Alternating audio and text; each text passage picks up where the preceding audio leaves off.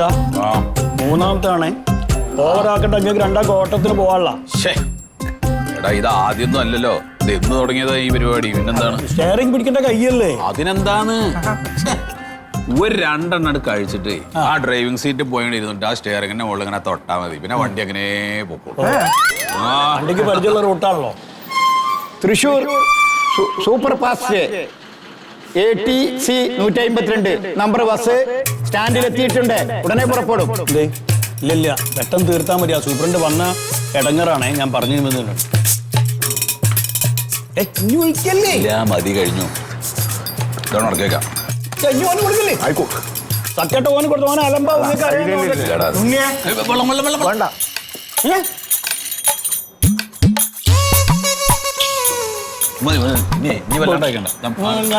ഞാൻ വെച്ചോളാം.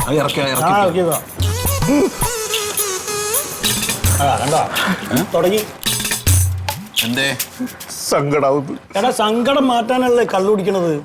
ഇനി പിന്നെ സങ്കടപ്പെടണ ഈ എന്റെ അച്ഛൻ ഓർത്തിട്ട്. എന്തിനാ പയ്യനെ അച്ഛൻ ഓർക്കണം? എന്റെ ജീവിതം നശിപ്പിച്ച എന്റെ അച്ഛനാണ്. എടാ അച്ഛൻ മരിച്ചോണ്ടല്ലോ എനിക്ക് ജോലി കിട്ടിയേ. എന്തിനു ജോലി? ശമ്പളമില്ല, കുമ്പളുമില്ല.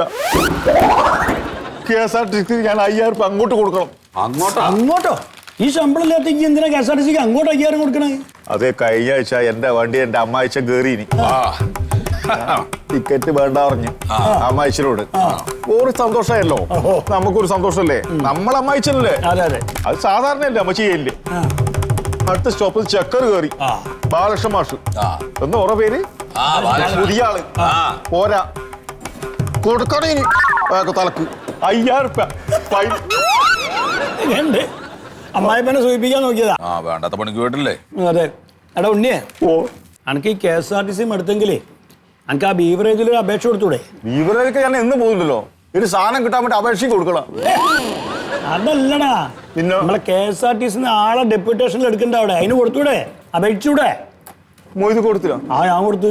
നിങ്ങൾക്ക് മദ്യം അറാമല്ലേ? മദ്യല്ല അറാമുള്ളൂ, ശമ്പളത്തിന് അറാമില്ലല്ലോ. ഞാൻ കൊടുത്തിട്ടോ.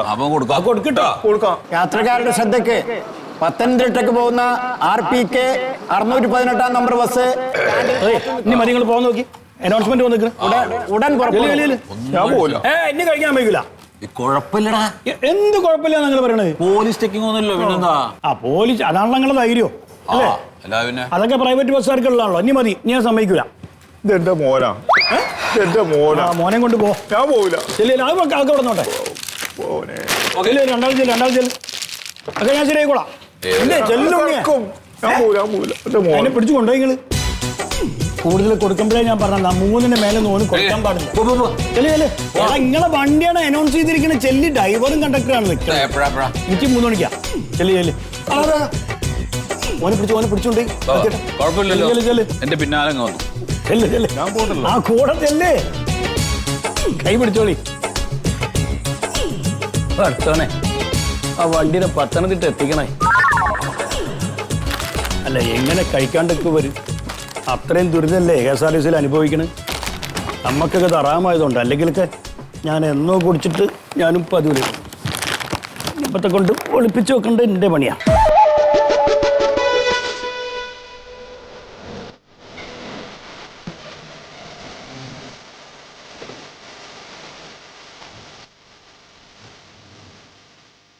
എന്ത് സാറേ?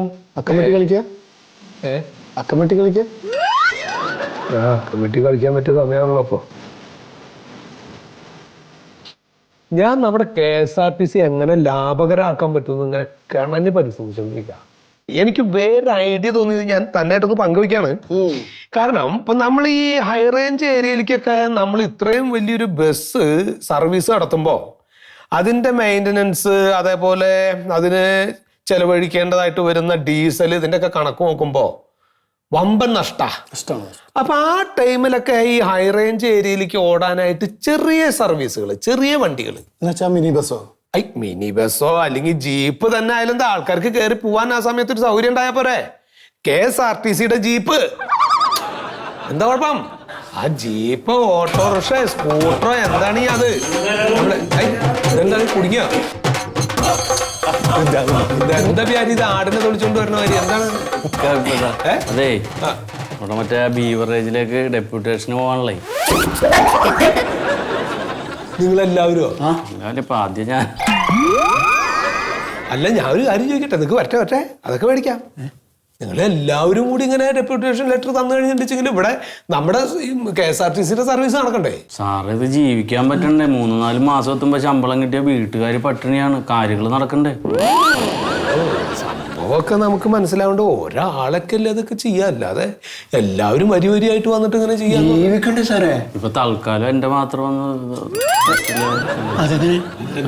അതെ, ആവശ്യങ്ങളൊക്കെ മനസ്സിലായി. നമ്മുടെ വണ്ടികൾ എങ്ങനെ ഓടും എന്നുള്ളതിനെ കുറിച്ചിട്ട് ഒരു അഭിപ്രായം നിങ്ങൾ പറയും. സാറേ, വണ്ടികൾ ഇവിടെ കിടന്ന് ഓടിയാൽ മാത്രം പോരല്ല, വീട്ടിലെ കാര്യങ്ങൾ ഓടണ്ടേ?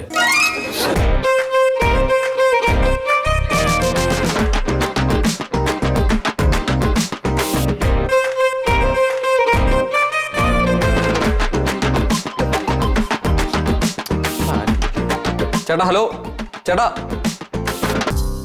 എന്തെന്ന് ഇവിടെ ഒരു മനുഷ്യനില്ലല്ലോ. അതെ രാഘവേട്ടാ, ഈ KSRTC എന്ന് പറയുന്ന പ്രസ്ഥാനം നമുക്ക് അന്നം തരുന്നതാണ്. അതിനെ പെറ്റമ്മയെ പോലെ കാണണം നമ്മള്. ഒരു മാസം ശമ്പളം ഉറ്റിച്ചു തരുന്നതിനാ പെറ്റമ്മേനെ കാണണ്ടേ? പെറ്റമ്മയും പോറ്റമ്മയൊന്നും കുഴപ്പമില്ല. ഇപ്പൊ ഒരു അമ്മായിയമ്മയാണ്, മരുമക്കളോട് പോര് കാണിക്കണ അമ്മായിയമ്മ. സംഗതി വിഷമങ്ങളൊക്കെ മനസ്സിലായി. ഞാനിപ്പോ ഇത് എങ്ങനെയെങ്കിലും ലാഭകരമാക്കാൻ പറ്റുമെന്ന് ആലോചിച്ചോണ്ടിരിക്കാന്ന് ഞാൻ പറഞ്ഞല്ലോ. ഒന്ന് സെറ്റായി വന്നു കഴിഞ്ഞാൽ നിങ്ങൾ എവിടേക്കും പോകേണ്ട പറ്റില്ല. എല്ലാവർക്കും ശമ്പളം കൃത്യമായിട്ട് കിട്ടുന്ന ഒരു അവസ്ഥയിലേക്ക് നമ്മുടെ KSRTC എത്തും. നമുക്കത് വിജയിപ്പിക്കാൻ പറ്റും.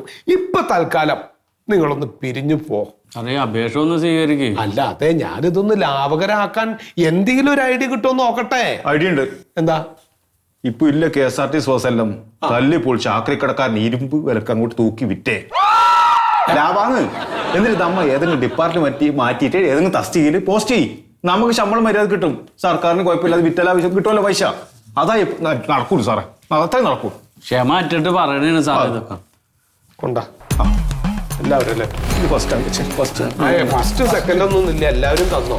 ഞാൻ ഒറ്റയ്ക്ക് ഇരുന്നിട്ട് ഇത് എന്തെങ്കിലും ചെയ്യാൻ പറ്റുമോ നോക്കട്ടെ. എല്ലാവരും പൊക്കോ, എല്ലാവരും രക്ഷപ്പെട്ടെ. ഞാനിത് വിജയിപ്പിക്കും, ഞാനിത് ഉയർച്ചയിൽ എത്തിക്കും. ആ സമയത്ത് ഇത് വിജയത്തിലെത്തുമ്പോ സാറേ KSRTC വിജയത്തിലായെന്ന് അറിഞ്ഞു KSRTC, ഞങ്ങളും വരട്ടെ എന്ന് ചോദിച്ചാൽ ആ സമയത്ത് എന്റെ തീരുമാനത്തിൽ നിങ്ങൾക്കൊന്നും ഇവിടെ പോസ്റ്റ് ചെയ്യാൻ പറ്റില്ല. എന്ന് എന്റേത് വേണോ വേണ്ടേ? തുറന്നു പറയുണ്ണി, വേണോ വേണ്ടേ? വേണം. എന്ത് വേണമെന്ന്? ശമ്പളം വേണം. അതിനുള്ള വഴി ഉണ്ടോ നോക്കട്ടെ, എന്നിട്ട് ഞാൻ അത് കൊടുക്കാം. അത് പോരെ? എല്ലാവരോടും പറഞ്ഞ് മനസ്സിലാക്കും. സാർ ഇവരെല്ലാരും കൂടി കൂട്ടത്തോടെ തുടങ്ങി നമ്മളെന്ത് ചെയ്യാ? പോണോരൊക്കെ പോട്ടെ. ഏതെങ്കിലും വിധത്തിൽ ഇതൊന്ന് വിജയകരമാക്കി എടുക്കാൻ പറ്റുമെന്ന് ഞാനൊന്ന് നോക്കട്ടെ. മോനാ, ആരൊക്കെ ഇവിടുന്ന് പോയാലും ഇതൊന്ന് വിജയിക്കുന്നവരെ താൻ എൻ്റെ കൂടെ നിൽക്കണം കേട്ടോ. സാറ് ഈ ബിൽഡിംഗ് കണ്ട് ഇടിഞ്ഞു പൊളിഞ്ഞു പോണാലും ഞാൻ സാറിന്റെ ഒപ്പം കട്ടക്ക് നിൽക്കും.